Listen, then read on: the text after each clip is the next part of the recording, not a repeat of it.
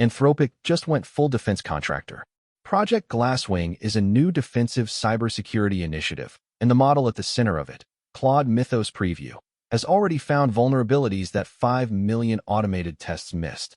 The partner list alone tells you how serious this is: Apple, Google, Microsoft, AWS, NVIDIA, CrowdStrike, JP Morgan, and 4 other organizations.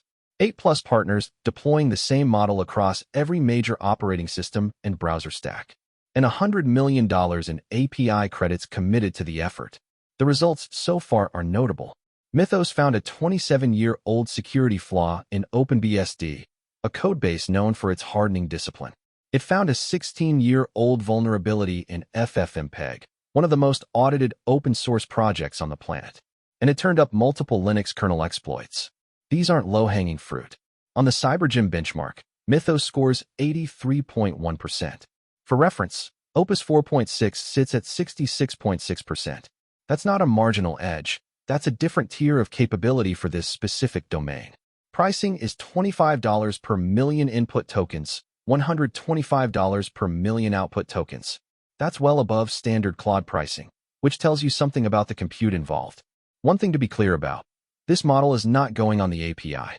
Anthropic says the capabilities will eventually be folded into future Opus releases with appropriate safeguards. For now, it's partner only. This is what capability for defense looks like at scale. Watch for early findings from partner deployments in the coming weeks. Researchers at UC Berkeley's RDI group published a study showing that 8 of the most widely used AI agent benchmarks can be systematically exploited for near-perfect scores, without actually solving any of the underlying tasks. The benchmarks affected include SWE Bench, WebArena, OS World, and Gaia, names you've heard cited constantly in model release announcements. The exploits range from trivially simple, like sending an empty JSON response, to more sophisticated approaches like reading answer keys through file URLs or injecting Trojanized binaries. The common vulnerabilities are consistent: evaluator environments not properly isolated from agent environments, reference answers that are publicly accessible, and evaluation logic that can be fooled. Here's why this matters beyond academic circles. These benchmarks drive product decisions. They drive funding decisions. They drive which models get adopted by enterprises. If leaderboard positions are gameable, and the Berkeley team is saying they are, and that gaming is happening in practice, then the entire infrastructure for measuring AI agent progress may be unreliable. That's a significant claim. It's also consistent with what researchers have been quietly noting for a while, that the race to top benchmarks creates structural incentives to optimize specifically for the benchmark rather than for the underlying capability. Better evaluation infrastructure is the unglamorous work the field actually needs right now. Berkeley just made the case for why it can't wait. Samsung just posted the most profitable quarter in the company's history, approximately $38 billion in net profit for Q1 2026. That's 8 times what it earned in the same quarter last year. Let that land for a second. In 3 months, Samsung earned more than it did in the previous 2 years combined. The driver is AI memory. Specifically, high-bandwidth memory, the specialized chips that sit alongside data center GPUs and feed them data fast enough to run the models that power everything from ChatGPT to enterprise AI platforms. Demand for HBM has not just grown, it's exploded. Samsung is the world's largest memory chip maker, and right now that's one of the best jobs in the tech economy. Every hyperscaler, Google, Microsoft, Amazon, Meta, is racing to stack more GPUs in more data centers, and every one of those GPUs needs HBM to function. Samsung is making the chips that power the build-out. This is what an AI infrastructure supercycle looks like in the financial statements. It's not just the chip designers winning. It's the manufacturers, the memory makers, the supply chain all the way down. Samsung's results are a financial signal that the AI compute build-out isn't slowing. If anything, the numbers suggest the acceleration is still in the early innings. Watch for SK Hynix and Micron to report similar dynamics when their quarters close. The clock is ticking. We have just 4 days. That's how long until the United States Trade Representative and Commerce Secretary must deliver their report to President Trump on Phase 2 of the Section 232 semiconductor tariff. And whatever comes next could move the cost of building an AI data center by billions of dollars. Here's the situation. A 25% tariff on high-end AI accelerators is already in effect. That means every NVIDIA H200, Every AMD MI325X class chip imported from Taiwan, South Korea, or Japan is already arriving with a price premium baked in. The April 14th deadline doesn't end the tariff. It determines whether it goes higher, lower, or stays where it is. This is not an abstract policy debate. AI labs and hyperscalers are spending tens of billions on compute right now. Training runs that require thousands of GPUs are deeply sensitive to hardware cost. A tariff adjustment in either direction changes procurement strategy, deployment timelines, and the economics of who can afford frontier-scale compute. The geopolitical backdrop matters too. This is playing out against the broader US-China tech competition, with Taiwan's semiconductor at the center of the supply chain for every major chip. Trade negotiations and national security calculations are tangled up together in this decision.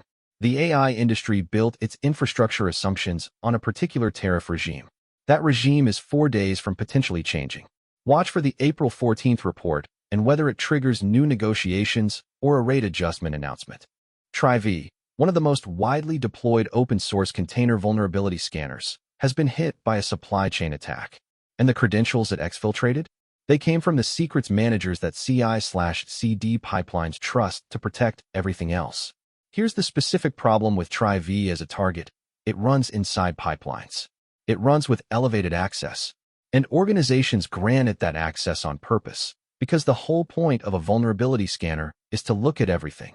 When Tribeca runs in your CI/CD environment, it can see secrets, tokens, and credentials that would otherwise require significant escalation to reach. That trust is exactly what made it valuable as an attack vector. This is a recurring pattern in supply chain security that keeps finding new expressions. The tools we rely on to make software safe become high-value targets precisely because they're trusted. Attackers don't always need to compromise your code. Sometimes they just need to compromise the scanner you use to check your code. The scope of this specific attack is still being assessed. If you're running Tribeca in your pipelines, and a significant portion of enterprise engineering teams are, the immediate action is to audit what credentials your Tribeca instances have access to and rotate anything that was potentially exposed. Watch for technical postmortems and whether the Tribeca maintainers have confirmed an official remediation path. After months of debate, the Linux kernel project has finalized its policy on AI-generated code. The verdict: AI tools like Copilot are allowed. Low-quality AI-generated submissions are not. And whoever submits the code is fully accountable for it, regardless of how it was written. That last part is the important one. The humans accountable clause closes a loop that some developers were quietly hoping to leave open. The idea that using an AI tool somehow distributes responsibility. The Linux maintainers rejected that framing entirely. If you submit code, you own it. The tool you use to write it is your business. The no-slop standard is real too. Maintainers have been increasingly vocal about low-quality AI-generated patches flooding the review queue. Technically plausible code that doesn't actually solve anything, generated by someone looking to inflate their contribution count. The new policy explicitly authorizes rejecting that work. This framework, AI tools permitted, human accountability required, quality standards enforced, is the most coherent response to AI in open source I've seen articulated anywhere. It doesn't ban the technology, and it doesn't surrender to it. Expect other major open source projects to adopt variations of this. The Linux kernel sets standards that the rest of the ecosystem tends to follow, whether they admit it or not. New survey data out today puts a number on something a lot of people have suspected, but no one wanted to say out loud. Most workers don't actually use the AI their companies bought for them. WalkMe surveyed 3,750 executives and employees across 14 countries. The finding: 80% of enterprise workers either avoid or actively reject AI tools their employers have mandated. 54% complete tasks manually instead. Another 33% haven't touched AI at all. The executive view is very different. 61% of executives say they trust AI for complex decisions. Only 9% of workers agree. That's a 52-point gap. Same tools, same companies, radically different reality. And it's costing everyone. Workers lose 51 working days per year to technology friction. That number is up 42% from 2025. 40% of AI transformation budgets are underperforming because of adoption failures. Here's the tension. Companies are spending billions on AI deployment, and employees are quietly working around it. This isn't sabotage. It's friction. Workers report skill gaps, distrust of outputs, Fear of being replaced by the very tools they're supposed to embrace. That's not a technical problem. It's a trust problem. The enterprise AI story has been told almost entirely from the top down. This data tells it from the bottom up. That version looks a lot less certain. The New Yorker dropped a piece today that's going to follow Sam Altman around for a while. Reporter Joe Wilkins talked to multiple unnamed OpenAI engineers and at least one named source, former researcher Carol Wainwright, who say Altman doesn't understand the technology he's been selling the world on for the last 3 years. The specific claim, he can barely code. He has shallow understanding of machine learning. And when technical gaps get exposed, he compensates with boardroom tactics. One senior Microsoft executive, unnamed, compared him to Bernie Madoff and Sam Bankman-Fried. Now, anonymous sources in a hostile industry are not confession testimony. Altman has made enemies. And plenty of people who can't code have built significant companies. But the framing here matters. Altman dropped out of Stanford computer science after 2 years and has since positioned himself as the authoritative voice on what AI can and can't do, what's safe and what isn't, what the world needs to understand about machine intelligence. If the people building the models believe he fundamentally doesn't understand them, that's a governance question, not just a personality story. OpenAI hasn't responded. Altman hasn't responded. That silence is its own kind of signal. This story will get harder to ignore if more named sources step forward. Keep watching. When the sun drops behind the peaks, Livigno does something quiet and complete. The cold sharpens. The lights inside the Olympic facilities glow amber against the snow. You sit down to dinner, and the sophistication of what's been built here settles on you properly for the first time. The evening meal is unhurried in a way the morning was not. The Italian Alps have a way of making you feel like you are the only person who has ever discovered them, even when you are surrounded by the infrastructure of a global sporting event. A plate arrives, something rich, mountain-rooted, the kind of dish that takes the whole day to justify. You eat slowly. The athletes around you are already thinking about tomorrow. Their disciplines require it. But you are a visitor, and visitors get to do the other thing, to just be here, in this valley, in this country, on this particular evening. The food tastes like the altitude. The conversation gets quieter. Outside, the Alps don't move. They never do. They were here before the Olympics, and they'll be here after. You feel that tonight. Samoa at night is a different country. The nightlife arrives with the darkness the way it does everywhere, but here it carries something. A sense that this island has finished its workday and is now properly awake. You eat in restaurants where the cooks know what they are making and the patrons know how to sit with it. Conversations happening at the pace people actually speak at, not the pace tourism usually imposes. The food carries flavor the way Samoan food tends to, serious, unsentimental, built for living rather than showing off. Fish cooked in coconut, taro, the kind of meal that reminds you why people settled on islands in the first place. Somewhere behind you, the lights of Fiji are becoming memory. Ahead of you, there is only this evening and the people who decided to share it with you. You meet travelers here, the kind who chose the islands that don't make magazine covers. They have stories that are neither sad nor triumphant, just real, the quiet kind. Someone is laughing. Someone is trying a drink they have never had. Someone is making a phone call home to describe what the humidity feels like.